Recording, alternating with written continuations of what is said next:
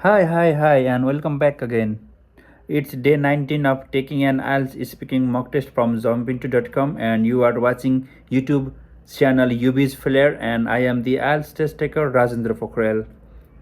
So let's proceed to 19th day of taking an IELTS speaking mock test.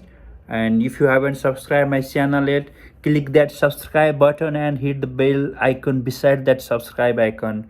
So the first session of today's speaking mock test is about future. Now you will hear the questions from my laptop speaker. So proceed without any delays, and we will try to give a and I will try to give the best examination or best answers for those questions, and I will try to secure a band of 7 or even more 7.5 or 8, but I have not been able to score more than 7.5. So let's go without any delay. What job would you like to have 10 years from now? Well, talking about job I want to have in next 10 years or maybe after that, I will like to have the position of senior of mechanical engineer or senior managerial post in engineering firm. Currently I am working as a junior mechanical engineer in a mechanical engineering firm, and it is located in Kathmandu, Nepal.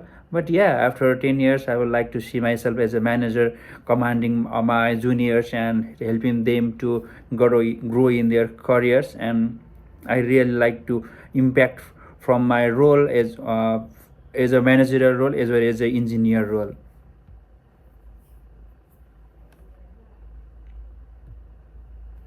How useful will English be for your future? I firmly believe that English will be very, very useful in my future, as I want to pursue my career in English speaking nation, where I have to give speeches or maybe command my other juniors or my colleagues for certain roles. Then in those scenarios I definitely need English language, and I have to have a strong command over the English language. So I really believe that English will be really useful in my future. And from today I'm not from today, and I am trying to improve my English speaking as well as writing ability. So I believe that my English will improve in near future, and that will really help me to shape my career and future in a better perspective. How much traveling do you hope to do in the future? Well, traveling is one of my hobby that I like to do quite often. And in the near future, I will also like to explore different parts of Nepal and not on and other parts of the world. Particularly talking about Nepal, I like to visit some Rara Lake, and I would like to trek up to the Everest base camp. And talking about foreign countries, I really love to watch the billionaire colony in America. And besides that, I really like to see the Mount Fuji of Japan. Yeah, and another one that Niger Fall in the border between USA and Canada. And I think I will visit those places in future. How do you think your life will change in the future?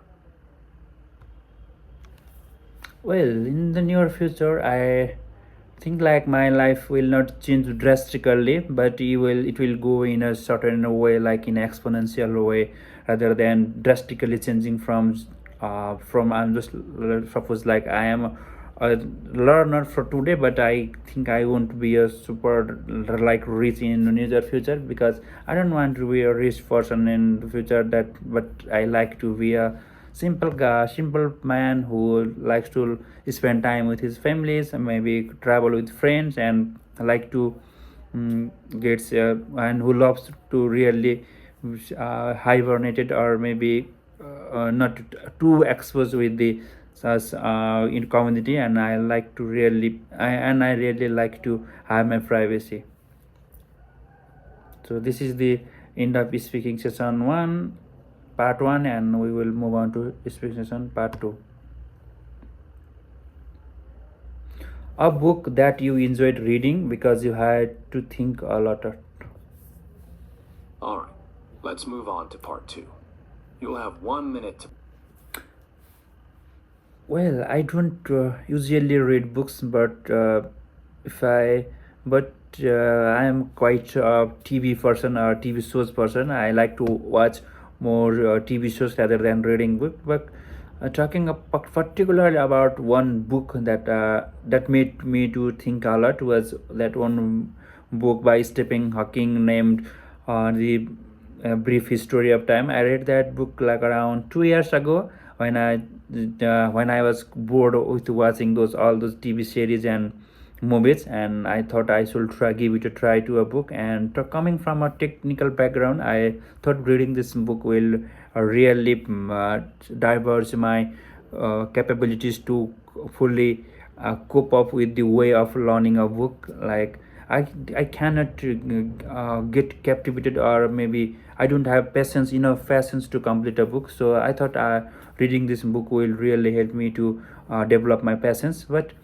And in some ways this book really helped me to gain patience, and talking about the uh, particularly talking about the content of this book. I really like the particularly talking about the content of this book. This book taught many things about the universe, how it began, how our life will be changed in certain years, how time is relevant to different things, and why can't we travel back to past. Or there are a lot of things that were majorly focusing on science, tech, and engineering.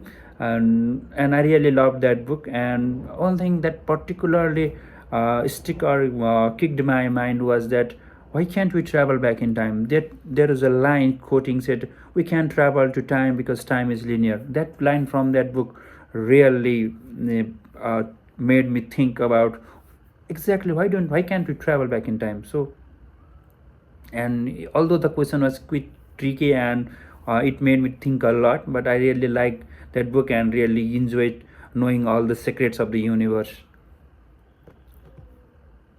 So this is also the end of speaking session part 2, and now let's move on to part 3. What are the most popular types of children's books in your country? Well, most popular children books in my country are related to rhymes or maybe short poems, and there is other books who had short jokes. And yeah, these are the books that children in my country particularly like to read. And talking about myself, when I was child, I used to really like the joke books. I used to buy them, and we used to get that book with $1.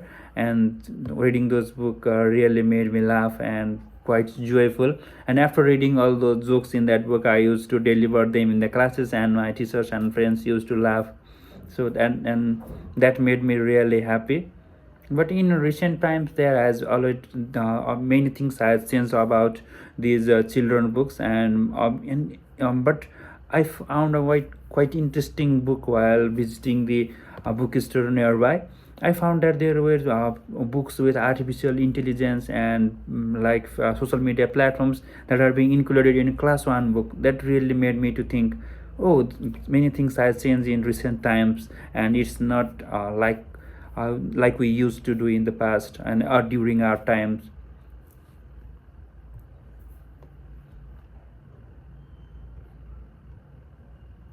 What are the benefits of parents reading books to their children? The major benefit of the statement, the major benefit is that children really understand if they are taught by parents, and they tend to have a habit of learning or maybe reading books. So if their parents do them, most of the children follow their parents, how they do certain things, how they spend their daily lives. And and children are really influenced by the habits or behavior of their parents. So I think reading books by their parents really brings a positive change in the children.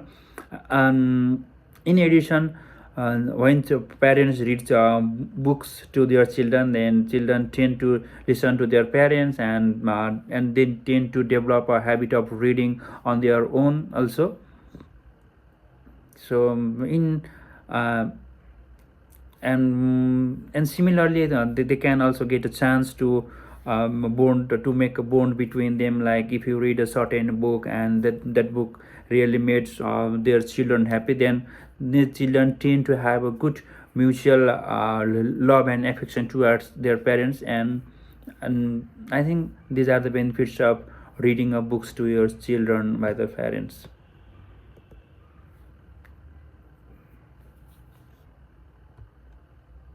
Should parents always let children choose the books they read? I believe that children should not be guaranteed with freedom for the content they really like to read or the book they really need to read, because children below the age of 15 or maybe even below that age cannot really understand what is good for them, or maybe what could harm them, even though every genre of books are available in the bookstore, but they don't know which book to read and which not to. Like you cannot hand children with the books that contains explicit content and maybe some violence types of content. This kind of book can impact children's mindset, and they may tend to show some unnatural behaviors in their early childhood. So I believe that parents should have a little control over the books, but they should give a certain freedom to their children while choosing the books. And they can, and parents should educate their children about the content that can have in that book. If the and the best scenario will be parents choosing a book for their children and handing that book over to their children as a gift, or during their birthdays parties or maybe during festivals. So yeah, parents should have a control over the children for wide selection of books, but after the age of 20 or 25, then they can give full freedom to their children whatever they want to read, and that's all. How popular are electronic books in your country? Although the children in my country Nepal are really interested in science and technology topics, but talking particularly about the electronics books, there are not much electronics books for the children, and children tend to read on his poems, stories, or maybe jokes, or even some really foreign language books in their early childhood, but they don't tend to be attracted towards reading the electronics books. So maybe there is a certain gap between the education system and the education system or the books available in the market and the children's mindset. I think that the Nepalese society or Nepalese education system hasn't fully understood the mindset of those children, and maybe that could be the reason there are not much plenty of books in the stationery, or maybe even in the libraries for the children.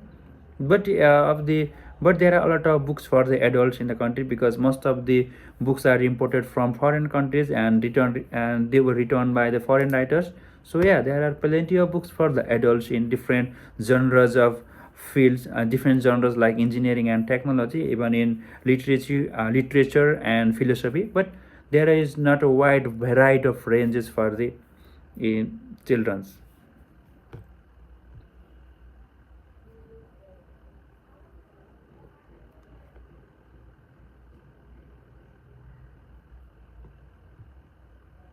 What are the advantages of parents reading electronic books compared to printed books?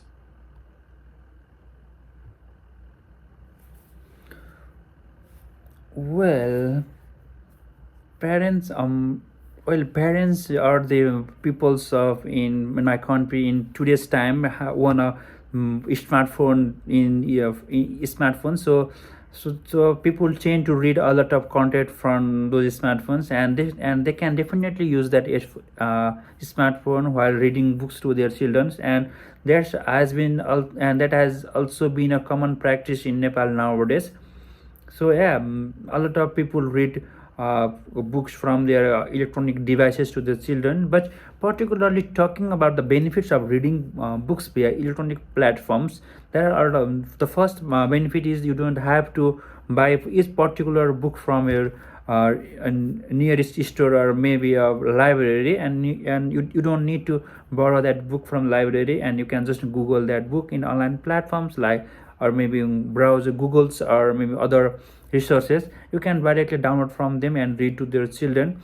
Similarly, you don't have to worry about the damage, physical damage that can be caused to book. Like you can just re-download or maybe repurchase that book from the electronics website. So yeah, there are a lot of benefits that family that that parents could get while reading books to their children in electronic formats. What are Will electronic books ever completely replace printed books in the future? Well, although a lot of electronics books are readily available for the users, but I don't completely believe that these electronic books or e-books will replace the physical or physical or printed books in the future.